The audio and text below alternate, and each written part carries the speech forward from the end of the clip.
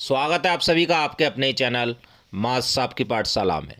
इस वीडियो में हम आपकी डिमांड पर, वैसे पहले वीडियो राज्य परियोजना वाला डाला हुआ है मैंने, तो उसमें आपको समस्या आ रही है कि उसमें बहुत सारी चीज़ें हैं और आपके समझ में नहीं आ रही हैं।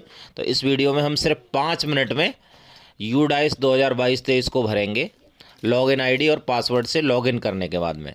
और हम कैसे भाषा बदलेंगे, उसमें इंग्लिश भाषा आ रही होगी बाई डिफ़ॉल्ट, तो उसको कैसे हिंदी में करेंगे। देखिए, जब आप यूडाइस 2022-23 सर्च करते हैं तो इस तरीके से आएगा इंटरफेस। या तो आप यहाँ से यूडाइस प्लस में जाके प्रोफाइल्स एंड फैसिलिटीज़ में जा सकते हैं, या फिर आप डायरेक्ट प्रोफाइल्स एंड फैसिलिटीज़ में जा सकते हैं। जब हम प्रोफाइल्स एंड फैसिलिटीज़ पे क्लिक करेंगे तो इस तरीके से आएगा। देखिए, ऊपर जो एड्रेस आ रहा है उसमें भी आप डायरेक्ट जा सकते हैं, udice+.gov.in/udice प्रोफाइल, या फिर यहाँ पे आ रहे होंगे तो आप go to UDISE plus profile module, इसमें जाना है आपको। उपयोगकर्ता का नाम और पासवर्ड, यहाँ पे ये सारी चीज़ें आप डालेंगे। आप पुनः यूडाइस कोड और पासवर्ड और कैप्चा और लॉगिन को प्रेस करेंगे। यहाँ पे आपको दो चीज़ें दिखेंगी, प्रोफाइल्स एंड फैसिलिटी और यहाँ पे टीचर। तो टीचर पे आपको नहीं जाना है, आपको जाना है प्रोफाइल एंड फैसिलिटी पे। इसको आपको ओके कर देना है। अब यहाँ पे सिलेक्ट लैंग्वेज आ रही है यहाँ पे इंग्लिश, इसको हम हिंदी सिलेक्ट कर लेंगे। यहाँ पर आपको 1.1 से लेके 2.27 तक ही अपडेट करना है। मैंने ये अपडेट किया हुआ है, आपको 1 बाई 1 बताऊंगा। सबसे पहले स्थान का विवरण पे जाना है आपको।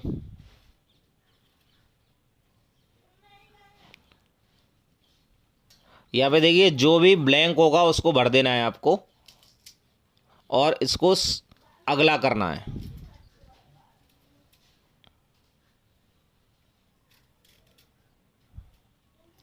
इसके बाद में देखिए प्रतिवादी विवरण। तो प्रतिवादी का प्रकार head of the school incharge, या टीचर भर रहे हैं, या school administrator staff incharge from block district cluster incharge from other school. तो जो भी केस होगा वो भर देंगे। प्रतिवादी का नाम, जो जैसे हेड ऑफ द स्कूल भर रहे हैं तो हेड ऑफ द स्कूल का नाम और मोबाइल नंबर। स्कूल का स्थापना वर्ष ऑटोमेटिक आ रहा होगा। स्कूल को मान्यता मिलने का वर्ष केवल सरकारी सहायता प्राप्त और निजी असहायता प्राप्त स्कूलों को भरना है। जो पूर्णतः सरकारी हैं उनको नहीं भरना है इसको। क्या स्कूल समय के बाद स्कूल में कोई कौशल प्रशिक्षण केंद्र चलता है?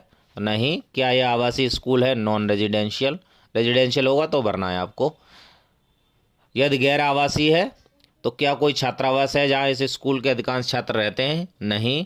क्या बोर्डिंग छात्रावास आवासीय सुविधाएं निम्नलिखित चरण स्तर के लिए उपलब्ध हैं? प्राथमिक? नहीं। लड़कियों की संख्या, लड़कों की संख्या, केजीबीवी के लिए अगर आपका वो आवासीय है तो उसमें आपको हाँ भरना है और लड़कों और लड़कियों की संख्या भरनी है। क्या यह अल्पसंख्यक समुदाय द्वारा संचालित स्कूल है? तो इसमें आपको ऑप्शन नहीं आ रहा होगा तो इसको आपको छोड़ देना है। क्या अधिकांश छात्रों को प्राथमिक स्तर पर उनकी मातृभाषा में पढ़ाया जाता है? तो हाँ करना है। स्कूल में पढ़ने का माध्यम, किसी विशेष माध्यम में पढ़ाए जाने वाले छात्रों की संख्या के अनुसार घटते क्रम में यदि एक से अधिक है तो उल्लेख करें, सबसे बड़ा माध्यम पहले आना चाहिए। तो हमारा माध्यम हो गया हिंदी और इंग्लिश मीडियम। इसके बाद में विषय के रूप में पढ़ाई गई भाषा, 3 भाषाओं का उल्लेख करना है। हिंदी सारी क्लास में पढ़ाई जाती है, तो अगर आपका 1 से 8 है तो यहाँ पे कक्षाएं चुने में सब पे टिक कर देंगे और ठीक कर देंगे। और वहाँ पे टोटल जो आपके बालक और बालिकाओं की संख्या है वो भर देंगे, लड़के लड़कियाँ। और दूसरा, जो विषय के रूप में भाषा पढ़ाई जा रही है, जैसे मान लीजिए संस्कृत पढ़ाई जा रही है या इंग्लिश पढ़ाई जा रही है, तो उसमें कक्षाएं चुने। इंग्लिश भी आपके सारे बच्चों को पढ़ा रहे होंगे, कक्षा 1 से लेके 5 तक या 1 से लेके 8 तक, तो उसमें ये सिलेक्ट कर लेना है और ठीक पे क्लिक कर देना है और यहाँ पे छात्र संख्या भर देनी है। इसके बाद में देखिए तीसरे संस्कृत कक्षाएं चुने। संस्कृत 3 से पढ़ाई जा रही है तो 3, 4 और 5 पे हमने क्लिक कर दिया और ठीक पे क्लिक कर दिया। इसके बाद में हमने लड़के और लड़कियों की संख्या भर दी, 23 और 14। अब अगले पॉइंट पे जाएंगे। नज़दीकी सरकारी सहायता प्राप्त स्कूल से स्कूल की दूरी, तो प्राथमिक स्कूल अनुभाग से कितनी दूरी है, मान लीजिए हमारा 1 किलोमीटर है तो 1 किलोमीटर भर दिया हमने। उच्च प्राथमिक विद्यालय अनुभाग से भी 1 किलोमीटर दूरी है। माध्यमिक स्कूल से 2 किलोमीटर दूरी है और उच्च माध्यमिक स्कूल जूनियर स्कूल से 2 किलोमीटर दूरी है, तो हमने ये भर दिया। क्या स्कूल तक सभी मौसम में पहुंचने योग्य सड़क है, तो हमने हाँ कर दिया। अनुदेशात्मक दिनों की संख्या शैक्षणिक वर्ष 2021-22 की भरनी है।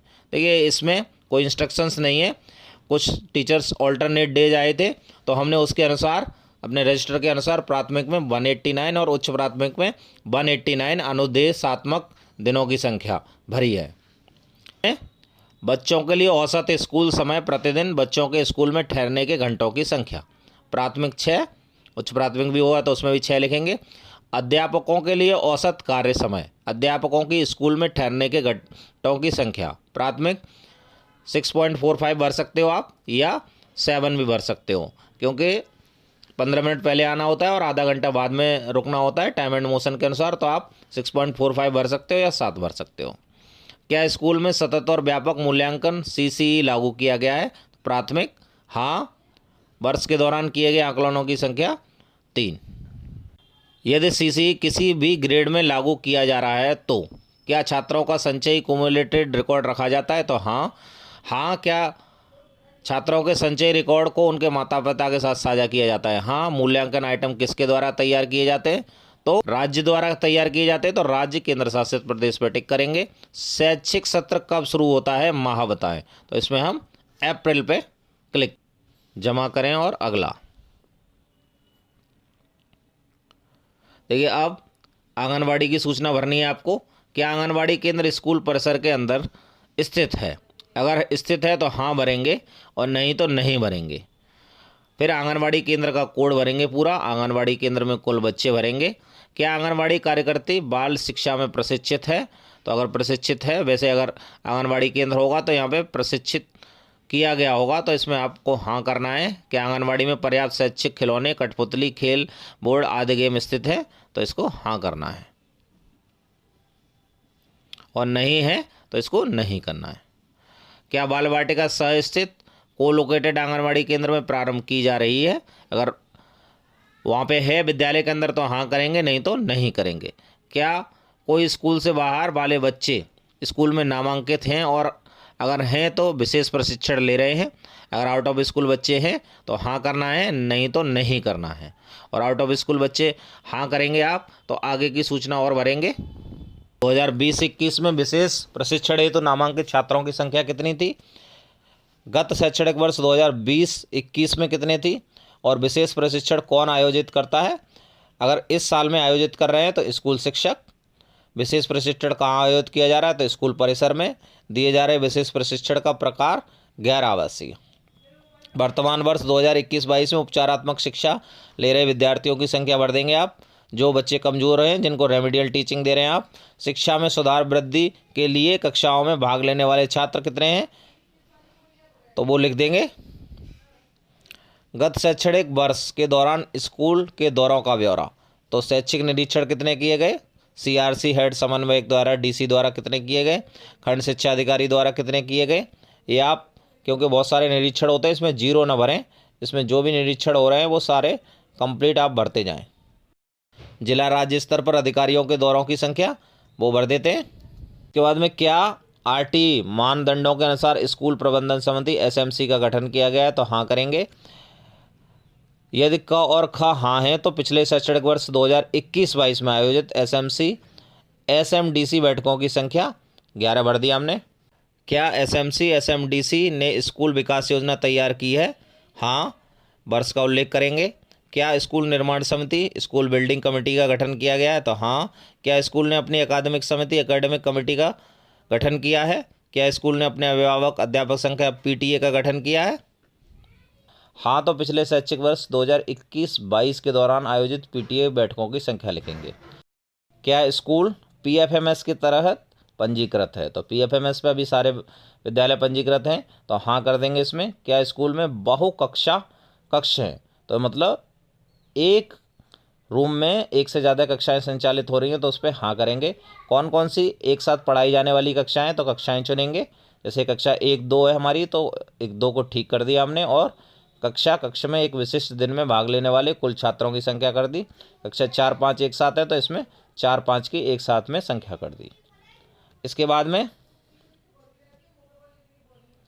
देखिए, क्या स्कूल किसी स्कूल परिसर, स्कूल कॉम्प्लेक्स का भाग है तो इसमें नहीं करेंगे। क्या स्कूल परिसर के लिए हब स्कूल है, इसमें भी नहीं करेंगे। क्या स्कूल ने एक भारत श्रेष्ठ भारत के तहत कोई गतिविधि शुरू की है, तो इस पर अगर हाँ है तो हाँ करेंगे, नहीं तो नहीं करेंगे। जमा करें और अगला। मुफ्त पाठ्य पुस्तक, शिक्षण सामग्री TLM, प्ले सामग्री वर्तमान शैक्षणिक वर्ष 2022-23 और ग्रेड पूरक सामग्री 2021-22 की उपलब्धता।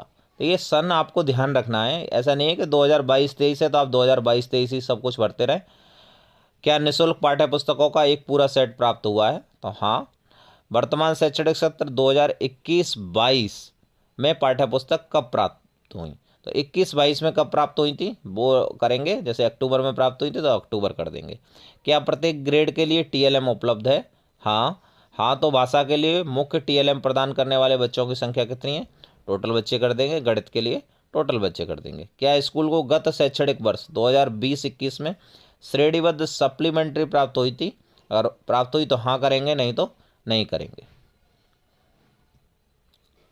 इसके बाद में स्कूल के पुस्तकालय में पुस्तकों की संख्या, पुस्तकों की टोटल संख्या कर देंगे। उस कक्षा के बच्चों द्वारा पुस्तकालयों की पुस्तकों को उधार लेने पढ़ने की संख्या, कुल अंक रजिस्टर को, जो रजिस्टर में लिखा होगा आपने कितनी बार दी गई हैं, तो वो यहाँ पे टोटल संख्या लिख देंगे। दिए गए वर्ष में अपने बच्चे द्वारा प्राप्त किए जाने वाले सीखने के परिणामों के बारे में स्कूल द्वारा माता पिता के संचार की संख्या, कितनी बार संचार किया है वो भरेंगे। क्या माता पिता स्वयंसेवक सक्रिय रूप से कार्यात्मक साक्षरता और संख्यात्मकता प्राप्त करने के लिए स्कूल का समर्थन करने में शामिल हैं, हाँ। क्या स्कूल में सहकर्मी सीखने की शुरुआत की गई है, हाँ, पीयर लर्निंग।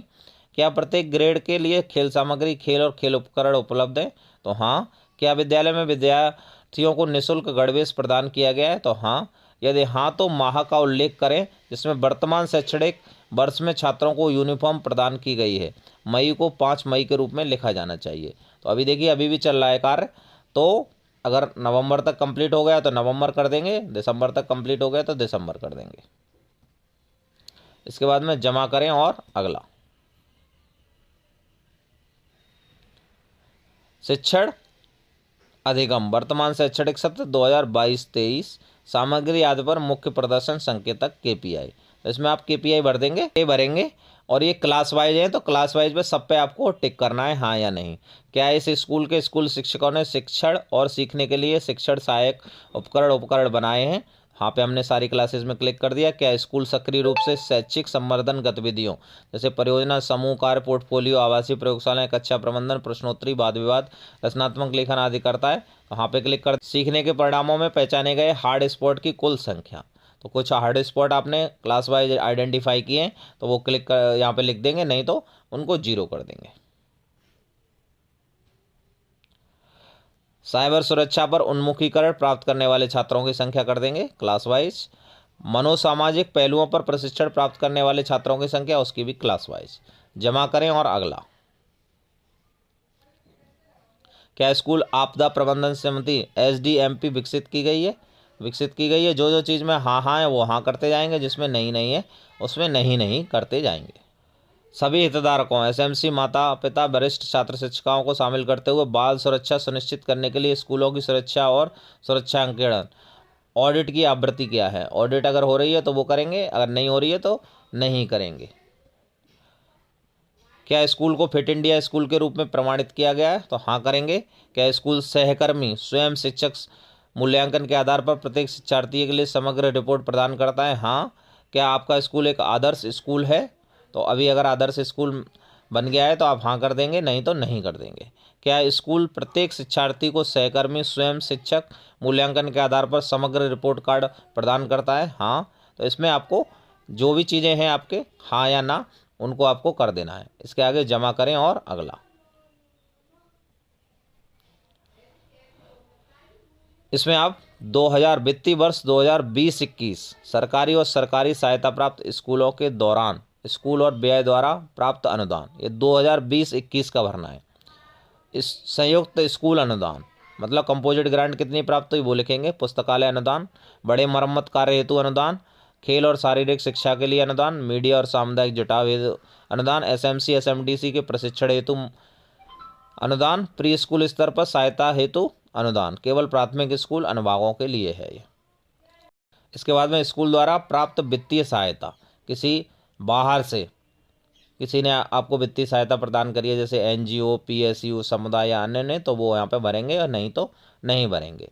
क्या स्कूल निम्नलिखित के लिए संपत्ति इन्वेंट्री रजिस्टर का रखरखाव रखता है? आईसीटी मदें हैं कि नहीं है आपके पास में? नहीं है तो नहीं कर देंगे। खेल उपकरण के लिए रखता है? हाँ। पुस्तकालय की किताब के लिए रखता है? हाँ। इसके बाद में जमा करें और अगला। स्कूल भवन की स्थिति कैसी है? गवर्नमेंट है, प्राइवेट है, रेंटेड है, जो भी है तो वो आप इसमें क्लिक कर देंगे। स्कूल में उपलब्ध सक्रिय बिल्डिंग ब्लॉक्स की कुल संख्या, इसमें संख्या 1 भरेंगे। पक्का ब्लॉक है, पक्का ब्लॉक भर देंगे। आंशिक रूप से पक्का है तो आंशिक रूप से, कच्चा है तो कच्चा, तंबू है तो तंबू। जीर्ण शीर्ण भवन, अगर आपका जर्जर भवन हो गया है तो इसमें जीर्ण शीर्ण भवन पर क्लिक करेंगे और यहाँ पे बंद करेंगे। इसके बाद में 4 दीवारी जो है उसका क्या प्रकार है, उस पर हम पक्का या कच्चा, जैसे पक्का, ब्रोकन, जो भी चीज़ें हैं उसको करेंगे। इसके बाद में निर्देशात्मक उद्देश्यों, इंस्ट्रक्शनल पर्पज के लिए कक्षा कक्ष, पूर्व प्राथमिक में कोई नहीं है हमारा तो 0 भर दिया हमने, प्राथमिक में 2 हैं, वर्तमान में उपयोग में नहीं है। निर्देशात्मक उद्देश्यों के लिए प्रयुक्त कुल कक्षा कक्ष, ये जुड़ के आ जाएंगे ऑटोमेटिक। निर्माणाधीन कक्षा कक्षाओं की संख्या कोई नहीं है। जीर्ण शीर्ण अवस्था में कक्षाओं की संख्या, तो जो भी आपके अगर जर्जर भवन है आपका तो ज़रूर इसको भरें जिससे सेंट्रल से इसकी ग्रांट प्राप्त हो जाए। स्थिति के अनुसार पठन कक्षाओं की संख्या, पक्का है, अधिक मरम्मत की आवश्यकता है, मामूली मरम्मत की आवश्यकता है या अच्छी स्थिति है, उसके अनुसार आप भरेंगे। स्कूल में उपलब्ध कक्षाओं को छोड़कर अन्य कमरों की कुल संख्या, तो 1 कमरा उपलब्ध है तो उसको हमने 1 कर दिया। जमा करें और अगला। इसके बाद में शौचालय की सुविधा के अनुसार भर देंगे। CWSN अनुकूल शौचालय को छोड़कर, CWSN को छोड़कर कितने शौचालय सीटों की संख्या है? लड़के को कितनी है, क्रियात्मक कितने हैं, कार्यात्मक जो चल रहे हैं।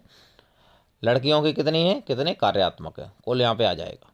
इसके बाद में CWSN लड़कों के लिए और लड़कियों के लिए, फिर यहाँ पे टोटल अपने आप से ऐड हो के आ जाएगा। इसके बाद में देखिए मूत्रालयों की संख्या, तालिका 2.5 का में दिए गए कार्यात्मक शौचालय मूत्रालयों की कुल संख्या में से कितने शौचालय मूत्रालयों में फ्लशिंग और सफाई के लिए बहता हुआ पानी उपलब्ध है? तो शौचालय में हमारे लड़कों के लिए कितने थे? 2 थे, तो 2 के 2 में है, और लड़कियों के लिए कितना था? 1 था, तो 1 के 1 में है, तो हमने ये संख्या भर दी। मूत्रालय अगर हैं आपके तो मूत्रालय में भर देंगे, नहीं है मूत्रालय तो 0 0 कर देंगे। क्या शौचालय मूत्रालय ब्लॉक के पास साबुन के हाथ धोने की सुविधा उपलब्ध है? तो उसमें हाँ करना है। क्या स्कूल परिसर में पीने का पानी उपलब्ध है? हाँ। इसके बाद में पेयजल का मुख्य स्रोत क्या है वो आप भर देंगे। हैंडपम्प, बोरवेल, संरक्षित कुआं या नल का पानी, जो भी चीज़ें हैं वो आप उस पर क्लिक करके उसको भर देंगे। इसके बाद में क्या स्कूल में जल शुद्धिकरण यंत्र, वाटर प्योरीफायर, RO उपलब्ध है? अगर उपलब्ध है तो हाँ, नहीं तो नहीं। क्या पेयजल की गुणवत्ता की जांच जल परीक्षण प्रयोगशाला में की जाती है? नहीं। क्या स्कूल में वर्षा जल संचयन की व्यवस्था है? तो हाँ, नहीं तो नहीं। क्या भोजन से पहले और बाद में हाथ धोने के लिए साबुन की व्यवस्था है? तो हाँ। हैंड वॉश यूनिट्स की कितनी संख्या है वो संख्या बढ़ दी। क्या स्कूल में बिजली कनेक्शन उपलब्ध है? हाँ। क्या स्कूल में सोलर पैनल उपलब्ध है? नहीं। इसके बाद में क्या स्कूल में पुस्तकालय की सुविधा, बुक बैंक या रीडिंग कॉर्नर है? पुस्तकालय हाँ। पुस्तकों की संख्या कितनी है? NCERT NBT किसी अन्य सरकारी प्रकाशक के पुस्तकों की संख्या कितनी है वो भर दी। बुक बैंक है ये तो हाँ भरेंगे, नहीं तो नहीं भरेंगे। पढ़ने का कोना, रीडिंग कॉर्नर, तो उसमें हाँ भर दिया, और रीडिंग कॉर्नर में कितनी पुस्तकें हैं वो भर दी। मतलब अलग से पुस्तकालय अध्यक्ष हैं क्या, तो उसमें हमको नहीं करना है। क्या स्कूल समाचार पत्रों पत्रिकाओं की सदस्यता लेता है? नहीं। क्या स्कूल सुविधाओं के विस्तार के लिए भूमि उपलब्ध है? अगर उपलब्ध है तो हाँ करेंगे, नहीं तो नहीं। क्या स्कूल में खेल के मैदान की सुविधा उपलब्ध है? अगर खेल का मैदान है तो हाँ करेंगे, नहीं तो नहीं। नहीं तो क्या विद्यालय ने बच्चों के खेल के मैदान, नगरपालिका पार्क आदि से सटे हुए बाहरी खेलों तथा अन्य शारीरिक गतिविधियों के लिए पर्याप्त व्यवस्था की है? उसके अनुसार आप भर देंगे हाँ या नहीं। क्या पिछले शैक्षणिक वर्ष में छात्रों की स्वास्थ्य जांच की गई? तो की गई है तो हाँ भरेंगे, नहीं तो नहीं भरेंगे। बच्चों को दी कृमिनाशक गोली पूर्ण 2 खुराक। WCD के दिशा निर्देशों के अनुसार बच्चों को दी गई आयरन और फॉलिक एसिड की गोलियां, तो वो भरेंगे हाँ या नहीं। क्या स्कूल वार्षिक स्वास्थ्य रिकॉर्ड रखता है? क्या स्कूल में थर्मल स्कैनर उपलब्ध है? क्या प्राथमिक उपचार की सुविधा उपलब्ध है? तो इसमें इसके अनुसार बढ़ते चलेंगे। ये सारी चीज़ें तो होंगी। क्या जीवन रक्षक आवश्यक दवाएं उपलब्ध हैं? क्या विकलांग बच्चों के लिए स्कूल की इमारत तक पहुंचने के लिए मौजूदा रैंप है? क्या स्कूल में अपशिष्ट वेस्ट एकत्र करने हेतु कूड़ेदान है प्रत्येक कक्षा के लिए, शौचालय के लिए, रसोई के लिए? क्या स्कूल में विद्यार्थियों के लिए फर्नीचर उपलब्ध है? अगर फर्नीचर हैं तो हाँ सभी के लिए, आंशिक रूप से उपलब्ध है तो आंशिक रूप से, कोई फर्नीचर नहीं है तो कोई फर्नीचर नहीं। विद्यार्थियों की संख्या जिनके लिए फर्नीचर की व्यवस्था है, अगर आप ये सिलेक्ट करेंगे पहला दूसरा, तो यहाँ पे संख्या भरनी होगी आपको। जमा करें और अगला। स्कूलों में भौतिक सुविधाएं और उपकरण। स्कूल में निम्नलिखित सुविधाएं हैं। स्कूल के प्रमुख प्रधान शिक्षक, प्रधानाध्यापक के लिए अलग कक्ष है, हाँ करेंगे। पुस्तकालय के लिए अलग कक्ष है, तो हाँ करेंगे, नहीं तो नहीं करेंगे। क्या स्कूल में निम्नलिखित प्रयोगशालाएं हैं जो उच्च माध्यमिक बच्चों के लिए आएंगी? तो वहाँ पे आपको 6 से 8 जो भर रहे हैं उसमें आपको इस पर ऑप्शन पे क्लिक करना है। क्या स्कूल में निम्नलिखित उपकरण है? ऑडियो विजुअल सार्वजनिक पता प्रणाली, तो ऑडियो विजुअल आपके यहाँ पे होंगे। पब्लिक एड्रेस सिस्टम नहीं होगा, तो हाँ या नहीं, या हाँ लेकिन कार्यात्मक नहीं। बायोमेट्रिक उपकरण नहीं करेंगे और इसको जमा करें और अगला। अब देखिए इसमें कंप्यूटर या डिजिटल उपकरण की स्थिति। इसमें आपके पास में कंप्यूटर या लैपटॉप, टैबलेट वगैरह, scanner, server, webcam, smart TV जो भी है, तो आप इस पर लिखेंगे, नहीं तो इसको खाली छोड़ देंगे। 0 ऑटोमेटिक भरा होगा। क्या स्कूल में इंटरनेट की सुविधा है? तो इंटरनेट बाहर से लगाए तो हाँ करेंगे, नहीं तो नहीं करेंगे। स्कूल में उपलब्ध इंटरनेट सुविधा के प्रकार, जब इंटरनेट होगा तो उसको सिलेक्ट करेंगे। क्या इंटरनेट सुविधा तक पहुँच का उपयोग शैक्षणिक उद्देश्य के लिए किया जाता है? क्या स्कूल में निम्नलिखित सुविधाएँ हैं? छात्रों के लिए कंप्यूटर लैब, स्कूल में ई सामग्री डिजिटल, अगर है तो हाँ करेंगे, नहीं तो नहीं करेंगे। क्या स्कूल में डिजिटल लाइब्रेरी है? नहीं। क्या शिक्षण के लिए ICT आधारित उपकरणों का उपयोग किया जाता है? अपने पर्सनल आप इस्तेमाल करते हैं तो हाँ भरेंगे, और नहीं करते तो नहीं भरेंगे। मैंने हाँ किया है। खर्च किए गए घंटों की संख्या प्रति सप्ताह 6 घंटे हम इस्तेमाल करते हैं, एज एन एवरेज 1-1.5 घंटा डेली का, तो हमने 6 घंटे कर दिया है। तो इस तरीके से देखिए यहाँ पे जमा करें। इसे जमा कर देंगे आप तो ये आपका कंप्लीट हो जाएगा। और डैशबोर्ड पर वापस जाएं। जब आप डैशबोर्ड पर वापस जाएंगे तो आपका यहाँ पे देखिए सारे कंप्लीटेड फॉर्म्स दिखने लगेंगे। देखिए यहाँ पे पूरा किया कंप्लीटेड ऑल फॉर्म, संपूर्ण स्थिति क्या है? Completed all form. अभी पहले क्या है, कुछ टीचर ये देखते थे कि ये कंप्लीट करने के बाद में यहाँ पे प्रिंट के ऑप्शन आ जाता था। अभी ये प्रिंट का ऑप्शन नहीं आ रहा है। अभी ये अगले स्टेप में और भी खुलेगा, इसमें और भी खंड होंगे। अभी हमने प्रोफाइल अपडेट किया है, इसके बाद में और भी चीज़ें अपडेट होंगी, तो उसके बाद में ये एक्टिवेट होगा। DCF और स्कूल रिपोर्ट डाउनलोड करें, यहाँ पे एक्टिवेट हो जाएगा, तो वहाँ से आप वो डाउनलोड कर सकते हैं। अगर आप चैनल पर नए हैं, चैनल को सब्सक्राइब कर लें। Thanks for watching.